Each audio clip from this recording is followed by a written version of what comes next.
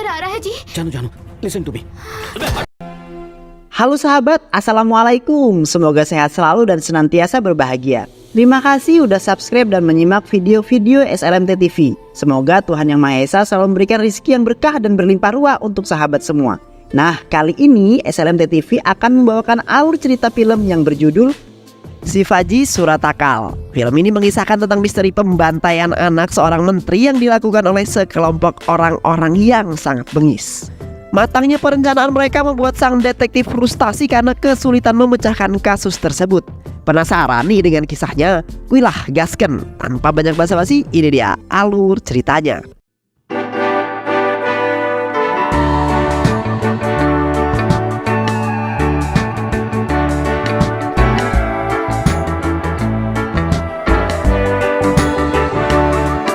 Shivaji adalah seorang detektif handal yang berhasil menyelesaikan banyak kasus. Dia memiliki seorang istri bernama Janani yang merupakan seorang pengacara. Saat ini Janani tengah hamil 7 bulan. Oleh karena itu Shivaji sangat protektif kepada Janani. Suatu hari Shivaji yang baru saja pulang ke rumah terkejut karena Janani tidak ada di rumah. Shivaji yang cemas selalu mencari Janani di seluruh ruangan. Namun bukannya bertemu dengan Janani, dia justru menemukan berbagai kejanggalan. Atas dasar itulah Shivaji lalu menyimpulkan bahwa Janani telah diculik. Shivaji lalu pergi ke rumah tetangganya untuk mencari sebuah informasi. Tetangganya lalu mengatakan bahwa sebuah mobil ambulans berwarna putih datang membawa Janani. Shivaji dan Kapolsek kemudian pergi ke control room untuk mendengar rekapan telepon dari seorang wanita. Wanita itu mengatakan bahwa 2 orang pemuda yang salah satunya bernama Banti telah menculik seorang wanita hamil menggunakan sebuah ambulans. Wanita hamil itu adalah pengacara yang bernama Janani. और बंटी मेरी बीवी को किडनैप करके यहाँ लाए थे sir. Kapolsek yang mengetahui hal tersebut kemudian meminta Shivaji untuk tidak ikut campur dalam kasus ini karena dia yang akan menanganinya sendiri. Kapolsek tahu jika Shivaji terlibat dalam kasus ini dia pasti akan menghabisi para penculik tersebut. Namun Shivaji tidak diam begitu saja. Dia bergerak sendirian mendatangi seorang hacker yang memintanya untuk melacak di manakah panggilan terakhir si Janani, istri tercintanya. Hacker itu berhasil mendapatkan informasi mengenai Janani. Di panggilan terakhirnya terdengar suara orang yang sedang mengancam Janani karena berani menangani kasus yang menjerat salah satu orang yang penting. Keesokan harinya, Janani yang berhasil melapaskan diri kemudian menghubungi Shivaji melalui HP penculik dan meminta tolong padanya. Janani memberitahu Shivaji lokasi di mana dia disandera. Namun tak lama kemudian para penculik pun datang dan langsung memukul Janani. Janani jatuh tersungkur. Banti yang merupakan salah satu penculik itu lalu membunuh temannya sendiri untuk menghilangkan saksi. Dia takut jika nanti temannya ketangkep, maka dia akan membuka mulutnya. Beberapa menit kemudian Shivaji langsung pergi ke lokasi yang dibicarakan oleh Janani. Namun sesampainya di sana dia terkejut karena Janani sudah bersimbah darah, sedangkan Banti berhasil melarikan diri. Shivaji lalu membawa Janani ke rumah sakit. Namun sayang, nyawanya tidak tertolong dan tewas. Atasannya Rudra lalu melaporkan kejadian ini pada ayahnya Roshan yang ternyata merupakan seorang menteri. Pak, Roshan baru saja ditemukan tewas pagi ini di kolam renang. Ayah Roshan tentu saja syok mendengar kabar itu. Asmanya kemudian kambuh dan membuatnya panik. Kapolsek yang mendapatkan laporan kasus tersebut diminta untuk segera menyelidikinya. Namun karena dia sedang tidak bisa, Kapolsek kemudian memberikan kasus ini kepada Shivaji.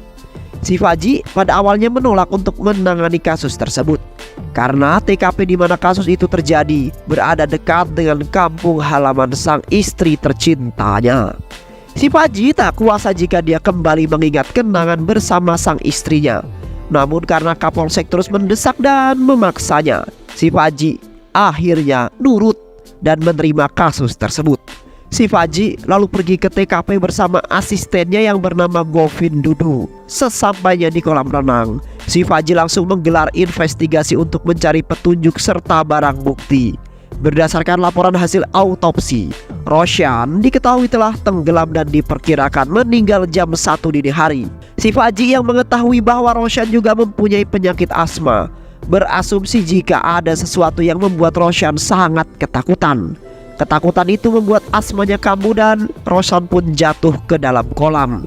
Dia yang tidak bisa bergerak lalu tenggelam dan akhirnya tewas. Shivaji yang kemudian memerintahkan Rudra untuk segera mencari keberadaan Anwar, supir pribadinya Roshan. Karena diketahui Anwar juga telah hilang sejak malam kejadian. Tak lama kemudian, Pritam datang menemui Shivaji. Dia mengatakan kepada Shivaji bahwa dirinya lah yang mengangkat Roshan keluar dari kolam ini. Shivaji yang melihat tinggi badan Pritam kemudian merasa aneh. Ada hal yang mengganjal di pikirannya. Dia lalu mendorong Rudra yang kemudian memiliki tinggi lebih dari 5 kaki ke dalam kolam. Dan ternyata Rudra tidak tenggelam. Shivaji tentu saja merasa ada yang janggal dengan kematian Roshan. Dia lalu bertanya-tanya mengapa bisa kolam ini yang hanya memiliki kedalaman sedalam 5 kaki mampu menenggelamkan Roshan yang tingginya jauh melebihi Rudra. Tinggi badan Roshan ada 6 kaki sedangkan Rudra hanya 5 kaki. Lantas mengapa Roshan bisa mati tenggelam ya? Karena menemukan kejanggalan tersebut, Shivaji akhirnya memutuskan untuk tinggal di resort tersebut hingga kasus itu diselesaikan. Shivaji lalu melanjutkan investigasinya. Kali ini dia menginterogasi Pritam dan menanyakan kronologi dia menemukan Roshan. Pritam lalu menjelaskan kepada Shivaji bahwa saat itu dia meminta istrinya datang ke kamar Roshan karena Roshan menelpon istrinya sambil ketakutan. Aku yang telah mendengar semua cerita dari istriku langsung menghubungi kepolisian untuk meminta bantuan. Namun karena sinyal di desa ini buruk, aku tidak dapat menghubungi mereka. Aku akhirnya memutuskan ke kantor polisi saat jam 5 pagi. Beberapa menit kemudian Shivaji meminta Pritam untuk mengantarkannya ke kamar Roshan. Pritam lalu mengantarkan Shivaji ke sana dan dia membuka pintu kamarnya Roshan dengan kunci master miliknya. Shivaji lalu melihat-lihat dan menganalisa semua isi di kamar tersebut. Dia melihat kunci Roshan yang ada di meja dan dia juga pergi ke kamar mandi untuk mengeceknya. Ternyata dia mendapati bak mandi yang masih basah. Roshan pasti telah menggunakan kamar mandi itu, ujar Shivaji. Shivaji lalu membuka koper Roshan yang memeriksa barang-barang miliknya. Shivaji menemukan sebuah pistol yang dibungkus kertas oleh Roshan. Namun setelah dia mengamati, ternyata Roshan sama sekali tidak menggunakan pistol tersebut. Di tengah penggeledahan barang-barang Roshan, Shivaji menemukan sebuah kantong yang sudah dibuka. Namun barang-barang yang ada di dalamnya sudah menghilang. Shivaji lalu menyimpulkan bahwa seseorang pasti sudah mencuri barang tersebut. Shivaji lalu memeriksa HP milik Roshan dan dia membuka Instagram milik Roshan dan mendapati beberapa petunjuk. Petunjuk pertama, ternyata Roshan memiliki seorang kekasih bernama Anjali. Anjali adalah seorang dokter sekaligus psikiater. Dan petunjuk yang kedua adalah petunjuk yang membuat Shivaji jadi makin tercengang. Bagaimana tidak, dia menemukan sebuah fakta bahwa Roshan adalah juara renang yang saat masih SMA. Itu berarti Roshan bukan mati karena tenggelam, melainkan dia dibunuh oleh seseorang. Shivaji lalu meminta Govindu untuk menutup semua akses di resort ini. Tidak boleh ada satu orang pun yang keluar ataupun masuk ke dalam resort ini. Shivaji lalu pergi untuk mengecek rekaman CCTV. Dia terus melihat dan mencari di mana rekaman CCTV saat kejadian. Jam tepatnya 1 malam hingga jam 5 pagi. Namun di sana sama sekali tidak menemukannya. Pritam menjelaskan kepada Shivaji bahwa CCTV tidak merekam karena pada saat itu listrik sudah padam. Shivaji lalu marah kepada Pritam. Shivaji tidak menyerah begitu saja. Berdasarkan hasil pantauan dari CCTV, dia melihat ada seorang pria alias tamu yang sedang berfoto-foto di setiap sudut ruangan resort. Shivaji lalu pergi menemui pria itu yang ternyata bernama Gauda. Shivaji lalu menginterogasi Gauda. Dia menanyakan kepada Gauda mengapa Gauda selfie di setiap sudut resort. Gauda lalu menjelaskan kepada Shivaji sambil selengek-selengean, "Pak, saya ini fotografer loh. Ketika saya sedang menganggur, gak ada job ya, saya foto-foto lah pak, di angel-angel tempat yang menurut saya estetik," ujar Gauda. Shivaji yang melihat hal tersebut lalu menjadi sangat kesal. Dia memarahi Gauda dan mengambil koin yang ada di genggaman tangannya. Shivaji lalu bertanya lagi dari mana Gauda mendapatkan koin tersebut. Gauda lalu menjelaskan bahwa dia menemukan koin itu di dalam hutan saat sedang berjalan menuju resort ini. Setelah selesai menginterogasi Gauda, si Fajri lalu pergi menemui tamu lain bernama Sureha. Si Fajri lalu menginterogasi Sureha. Sureha menjelaskan kepada si Fajri bahwa dirinya adalah seorang sutradara film. Dirinya sengaja datang kemari karena mendengar banyak masyarakat yang mengatakan rumor tentang hantu wanita perawan bernama Rana. Sureha ingin mencari tahu informasi mengenai hantu tersebut. Dia juga ingin mendokumentasikannya ke dalam film. Sureha lalu menjelaskan kepada si Fajri tentang detail hantu Rana tersebut. Dia mengatakan bahwa hantu Rana adalah hantu wanita perawan yang sering membunuh laki-laki jomblo yang ditemuinya. Hantu itu bukanlah rumor semata, Pak. Saya meyakini keberadaan hantu tersebut. Karena semenjak saya ada di sini, saya susah tidur dengan nyenyak. Saya selalu saja dimimpikan oleh hantu-hantu tersebut, ujar Sureha. Di tengah-tengah interogasinya tersebut, si Fajri tiba-tiba saja mendengar teriakan seorang wanita. Ternyata teriakan itu berasal dari salah satu tamu wanita bernama Sukya. Sukya dan suaminya Gupta tinggal di resort tersebut. Gupta adalah seorang yang berprofesi sebagai teknisi listrik. Si Fajri lalu pergi menemui mereka dan bertanya mengapa Sukya berteriak. Lalu Sukya menjelaskan bahwa dia berteriak karena melihat banyak bangkai burung di balkon kamarnya. Si Fajri lalu pergi ke sana dan mendapati sudah banyak burung-burung mati karena kepalanya dipenggal. Si Fajri yang tadinya masuk ke dalam kamar Sukya melihat sebuah obeng dan mengamankan obeng itu yang ternyata milik Gupta. Dia lalu menginterogasi Sukya dan Sukya mengatakan kepadanya bahwa tadi malam dia mendengar seseorang yang mengetuk-ngetuk pintu kamarnya dengan sangat keras. Namun ketika dia membukanya tidak ada satupun orang yang ada di sana. Si Fajri, apakah memang benar ada sosok hantu Rana yang bergentayangan di desa ini? Untuk memastikan keraguannya, si Fajri lalu pergi menemui Bat, seorang pelayan di resort itu. Bat terlihat sedang menguburkan bangkai-bangkai burung yang tadi berserakan di balkon Sukya. Bat lalu berkata kepada si Fajri bahwa keberadaan hantu Rana sudah memakan banyak korban jiwa di desa ini. Dia juga mengatakan kepada si Fajri bahwa sumur yang ada di dekat mereka dipercaya sebagai rumahnya hantu Rana. Si Fajri yang penasaran ingin membuka sumur tersebut, namun Bat terus melarangnya. Dia meminta si Fajri untuk mengurungkan niatnya tersebut. Si Fajri yang mengamati ada tali khusus di tangan Bat, kemudian bertanya mengapa para penduduk di desa ini selalu memakai gelang yang sama seperti yang kamu gunakan. Bat lalu menjelaskan bahwa semua orang yang ada di sini termasuk para tamu diminta untuk memakai gelang ini oleh ahli spiritual yang bernama Sagar. Menurut Sagar, hantu Rana memang ada di desa ini. Oleh karena itu dia memberikan gelang tali ini kepada kami sebagai pelindung dari serangan roh-roh jahat. Si Fajri lalu bergerak menemui Sagar. Sagar berkata kepada si Fajri bahwa dia bisa melihat masa depan hanya dengan garis tangannya saja. Sagar lalu melihat garis tangan si Fajri. Dia meramal masa depan si Fajri dan mengatakan, Pak si Fajri, saya ramal Anda akan diserang oleh roh-roh jahat selama 2 hari ke depan. Setelah ramalan selesai, si Fajri lalu pergi menemui Smita dan menginterogasinya.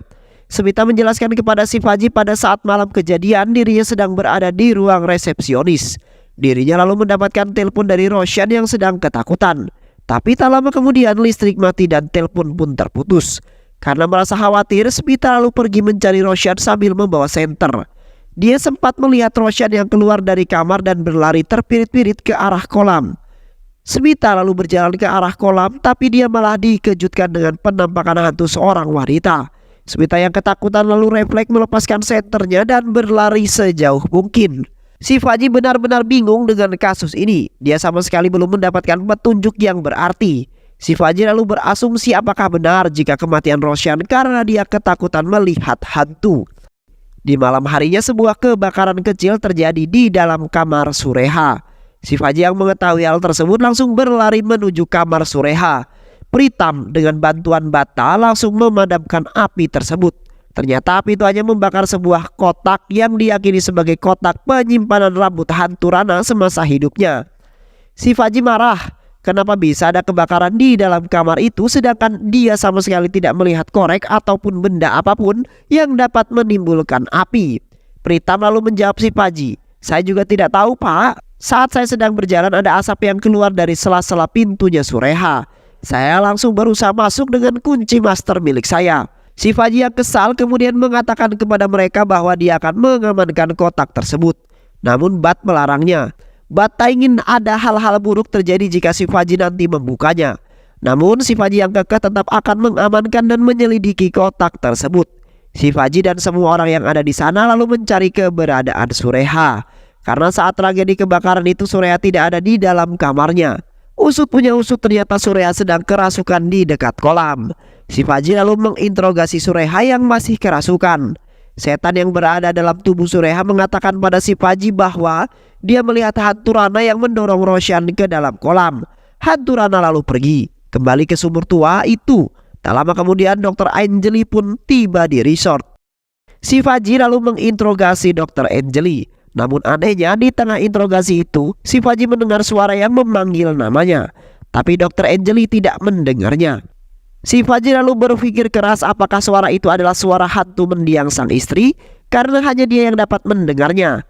Angeli lalu mengatakan kepada si Faji bahwa dia heran kenapa Roshan bisa pergi ke resort ini. Dia merasa ada yang aneh dengan resort ini. Si Faji lalu kembali ke kamarnya dan membuka kotak yang terbakar tadi. Ternyata di dalam kotak itu ada beberapa helai rambut dan sebuah koin yang sama dengan yang ditemukan Gauda. Beberapa menit kemudian Smita datang dan memberikan kopi kepada si Faji. Selama berada di resort itu, Smita sering mengantarkan kopi untuk si Faji. Tak lama kemudian lampu resort pun kelap-kelip hingga akhirnya mati. Si Faji berusaha untuk menghubungi resepsionis namun tidak ada tanggapan. Di saat yang bersamaan suara ketukan pintu terdengar keras dari kamar si Faji. Si Faji lalu berlari untuk mengeceknya namun dia tak menemukan seorang pun di sana. Dia lalu bergerak untuk mencari tahu tapi dia malah melihat sosok hantu wanita yang sangat menyeramkan. Si Faji kini ketakutan dan perlahan-lahan percaya dengan kisah hantu Rana. Di dalam kamarnya si Faji yang sedang tidur sebentar kemudian bermimpi melihat sosok hantu wanita yang seram yang berwajahkan Janani, istrinya sendiri. Si Faji yang kaget sontak terbangun dari tidurnya.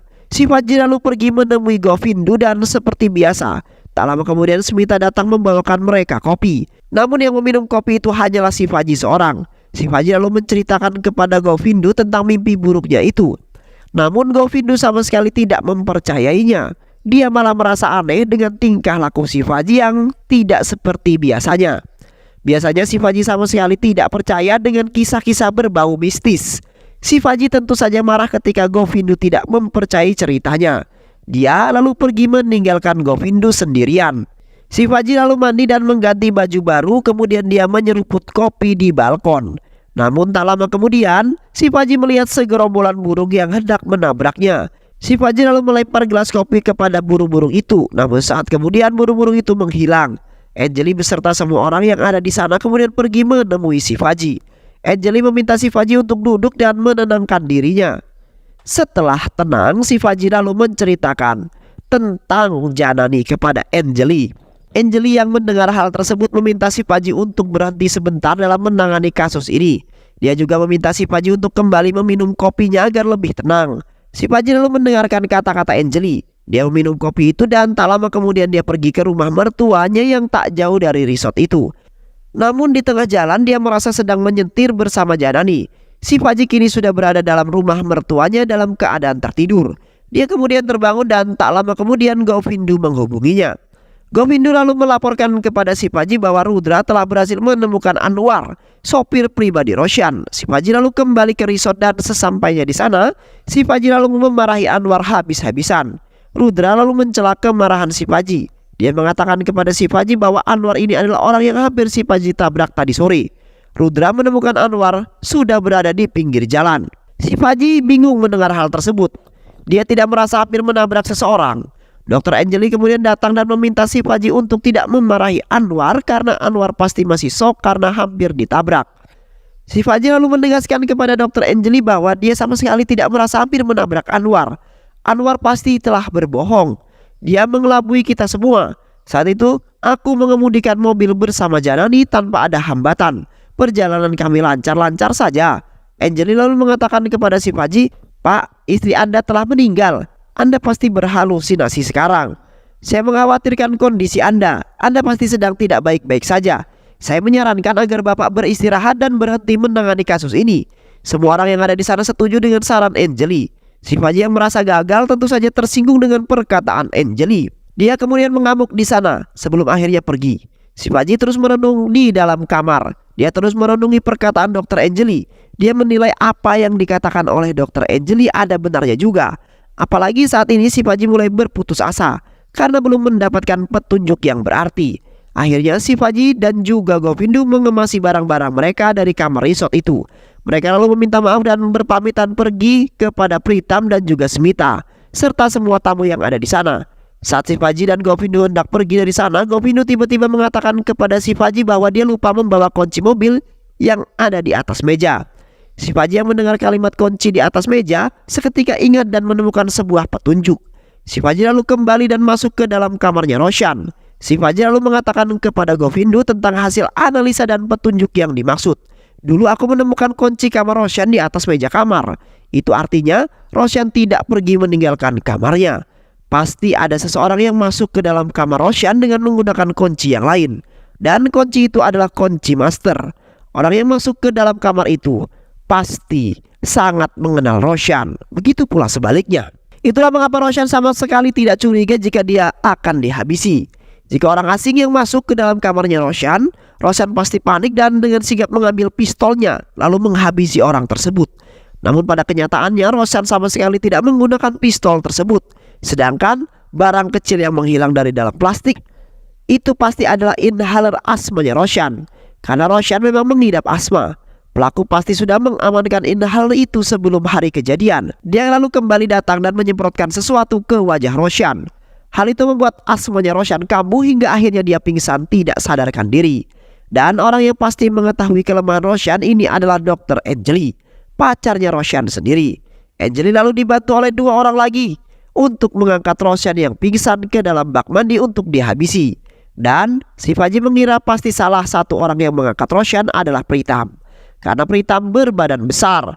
Hal ini diperkuat lagi karena hanya dia yang memiliki master key kamarnya Roshan. Dan itulah mengapa saat pertama kali aku masuk ke dalam WC-nya Roshan, aku mendapati WC tersebut sudah digunakan.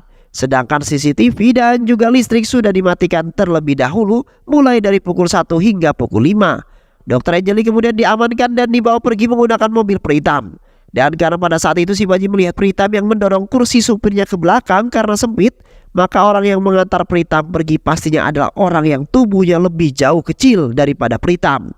Dan orang itu adalah Anwar, sopir pribadi Roshan. Karena tidak mungkin bagi Pritam yang sedang kejepit mengendarai mobil dengan jarak yang jauh. Anwar pasti tidak menghilang. Dia pasti disembunyikan oleh Rudras. Karena Rudras lah yang pertama kali menemukan Anwar. Rudras pasti juga terlibat dalam kasus pembunuhan ini. Rudras yang baru saja ditugaskan 3 bulan lalu di desa ini pasti menyuruh Anwar untuk bisa menjadi sopir pribadi Roshan. Mereka memiliki jangka waktu yang sama karena Anwar juga baru 3 bulan menjadi sopir Roshan.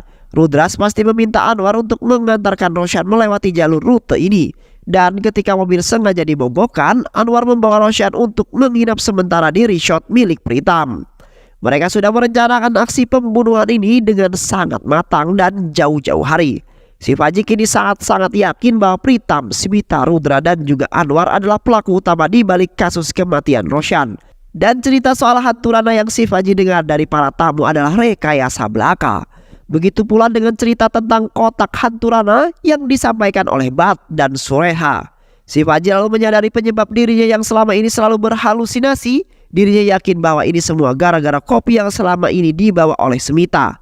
Dr. Anjali pasti memberikan obat halusinogen ke dalam kopi tersebut. Sehingga Shivaji lalu berhalusinasi, sedangkan Govindu yang tidak meminum kopi tersebut tidak pernah berhalusinasi. Shivaji juga telah mengingat bahwa suami Sukya yaitu Gupta yang berprofesi sebagai teknisi listrik, pasti dialah yang mengatur arus listrik, kapan waktunya nyala dan kapan waktunya mati. Itu semua untuk mengelabui Shivaji agar percaya dengan cerita hantu Rana tersebut. Mereka semua sudah bersekongkol dalam kasus ini. Mereka semua yang tinggal di dalam resort itu adalah pemain dari skenario yang ciamik ini. Mereka bersebelas, Anwar, Pritam, Govindu, Sukya, Sureha, Gouda, Gupta, Bat, Sagar, Smita dan Anjali. Lalu membuat jasad Roshan seolah-olah meninggal karena tenggelam, dan mereka juga yang telah memotong kepala burung yang ada di balkon Sukya. Shivaji yang telah mengetahui kebenaran itu kemudian menghubungi menteri dan mengatakan bahwa dia sudah berhasil menyelesaikan kasus pembunuhan Roshan. Shivaji lalu mengumpulkan ke-11 orang yang ada di ala resort dan menceritakan kepada mereka bagaimana kronologi pembunuhan Roshan itu bisa terjadi. Mereka yang mendengar kronologi itu hanya bisa terdiam dan membenarkan pembunuhan itu. Si Fadji lalu menegaskan kepada mereka apa motif mereka tega menghabisi Roshan. Baru dari sini kisah masa lalu Roshan diungkap oleh Anjali. Roshan dan aku adalah sepasang kekasih. Dulu teman-teman Roshan memanggil Roshan dengan panggilan Banti. Suatu hari aku menghubungi Roshan dan berbicara padanya. Tapi Roshan yang lupa mematikan panggilannya membuatku bisa mendengar seluruh percakapannya. Pada saat itu Roshan sedang berbicara dengan seorang polisi Bahlul. Di sana mereka berdua melihat seorang gadis buta yang bernama Jessica. Mereka sange melihat kegemulayan tubuh Jessica.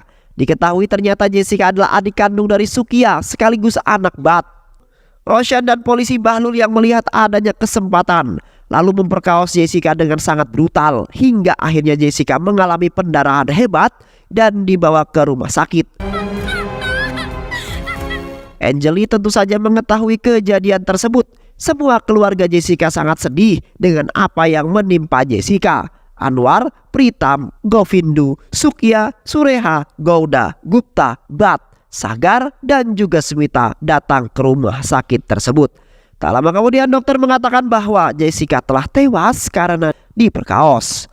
Kebrutalan pemerkosaan itu membuat Jessica shock, mengalami gagal jantung yang akhirnya menyebabkan dirinya tewas.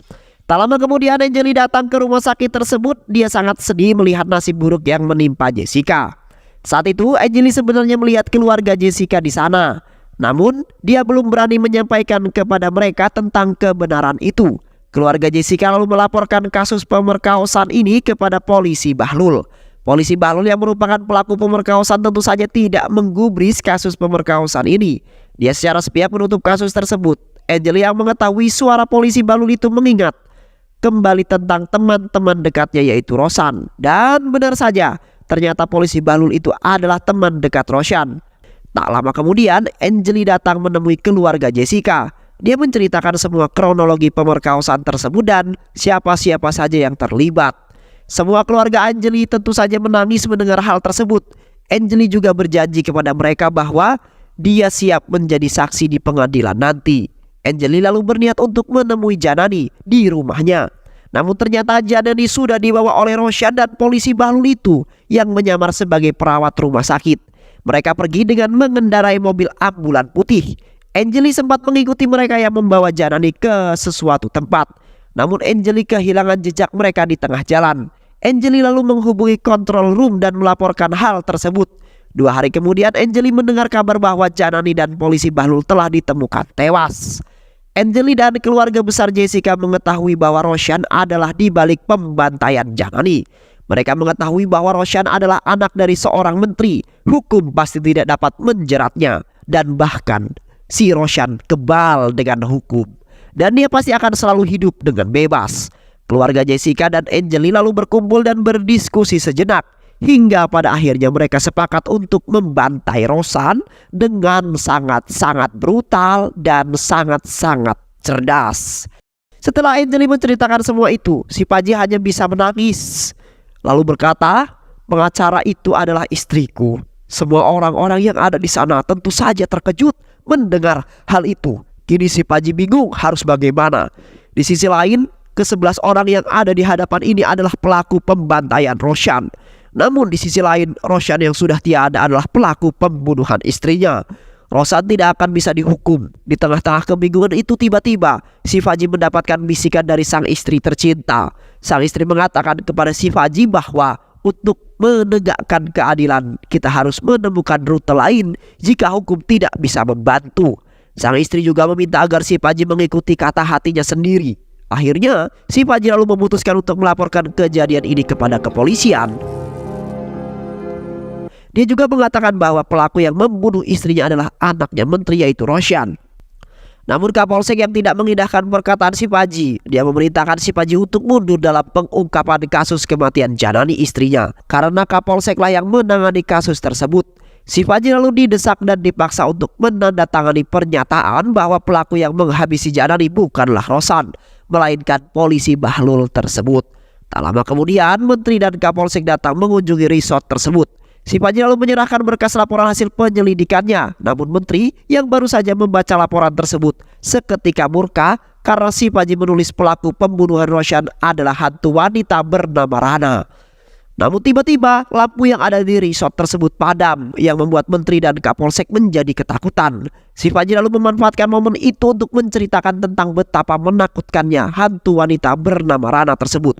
Shivaji berhasil meyakinkan menteri dan Kapolsek tersebut bahwa pelaku pembunuhan Roshan memanglah hantu wanita bernama Rana. Dan film pun selesai.